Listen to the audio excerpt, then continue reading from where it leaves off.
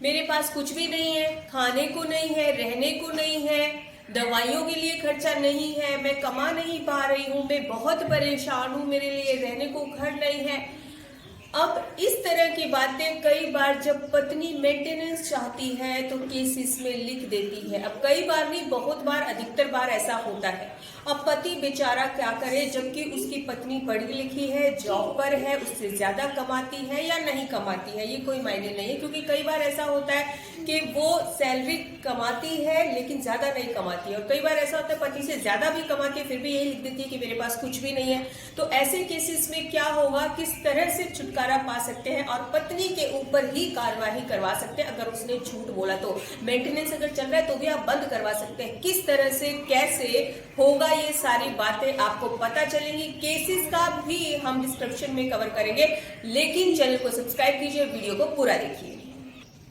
पहले केस की बात करते हैं। इस केस में 2010 में शादी होती है और उसमें जो है शादी के बाद थोड़े दिनों के बाद उनको बच्ची होती है, और बच्चे के बाद डिस्प्यूट चालू होता है, विवाद चालू होता है पति पत्नी में। 26/7/2017 को वो जो औरत है वो मेंटेनेंस का केस डाल देती है और इंटीरियर मेंटेनेंस के लिए एप्लीकेशन लगा देती है। अब एप्लीकेशन लगा देती है तो एप्लीकेशन अलाउ हो जाती है, इंटीरियर मेंटेनेंस लग जाता है। केस आ जाता है क्रॉस एग्जामिन पर, और जब क्रॉस एग्जामिन पर आता है, जो पति का वकील है वो उससे कुछ ऐसे सवाल पूछता है जिसमें सामने आता है कि पत्नी जॉब कर रही है। अब पता चलता है कि जो पत्नी है 3/7/2017 से ही असिस्टेंट प्रोफेसर की जॉब कर रही है, अच्छी खासी सैलरी ले रही है। तो यहाँ पर जब कोर्ट के सामने ये सारी बातें आती हैं कि पत्नी पढ़ी लिखी है, अच्छी खासी सैलरी ले रखी है, जबकि उसने वहां पे लिखा है कि वो कोई सैलरी नहीं ले रही है, जॉब नहीं है, तो यहाँ पर क्लियर हो जाता है कि पत्नी ने कोर्ट से कुछ बातें छुपाई है। जब ये क्लियर हो जाता है तो पति के द्वारा CRPC 340 के तहत एप्लीकेशन लगाई जाती है, और यहाँ पर सारी बातें क्लियर हो जाती है कि पत्नी ने झूठ बोला है कि वो सैलरी नहीं ले रही है, इंटीरियर मेंटेनेंस भी अलाउ करवा लिया था।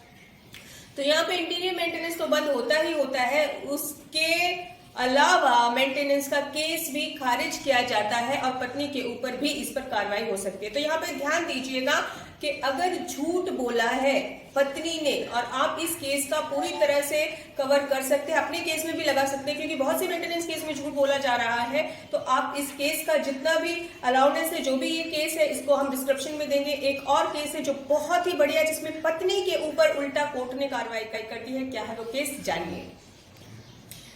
हाई कोर्ट का फैसला है, यहाँ पे गुजरात हाई कोर्ट की मैं बात कर रही हूँ और क्लियर कर रही हूँ कि यहाँ पे पत्नी होती है, उसकी पहले शादी हो चुकी होती है और पहले पति से वो 4 लाख रुपए ऑलरेडी ले चुकी होती है डाइवोर्स के लिए, और उसके बाद वो दूसरी शादी करती है। दूसरी शादी करने के बाद वो दूसरे पति के ऊपर मेंटेनेंस का केस डाल देती है, और जब वो उसके ऊपर मेंटेनेंस का केस डालती है तो वो कहती है मेरे पास खाने के लिए कुछ नहीं है, रहने के लिए कुछ नहीं है, मैं पढ़ी लिखी नहीं हूँ, मैं बहुत परेशान हूँ, मुझे कम से कम पैसे मिलने जो चाहिए, मेंटेनेंस मिलना चाहिए ताकि मैं अपना गुजारा कर सकूं। शॉर्ट में बता रही, थोड़ा ध्यान दीजिएगा। यहाँ पर वो ये कह रही है कि मेरे पास कुछ भी नहीं है, लेकिन जब जो पति है वो एविडेंस इकट्ठे करता है और प्रूफ करता है कि उसने पहले पति से ऑलरेडी 4 लाख रुपए लिए थे फाइनल एलिमनी के, और अभी भी वो 40,000 रुपए कमा रही है, वो प्रूफ करता है इस बात को एविडेंस के साथ। जब वो प्रूफ करता है और पता चलता है कि पत्नी झूठ बोल रही है, पति के द्वारा CRPC 340 के तहत एप्लीकेशन लगाई जाती है, कोर्ट उसको अलाउ करता है,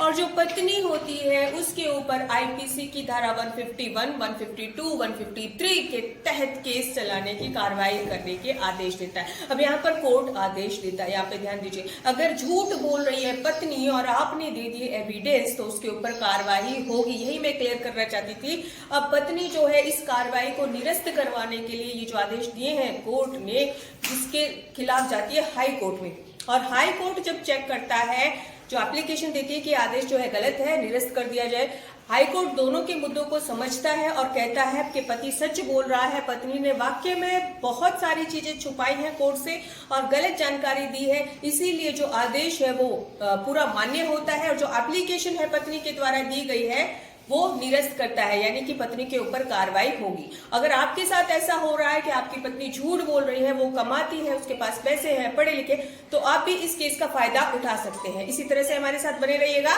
धन्यवाद।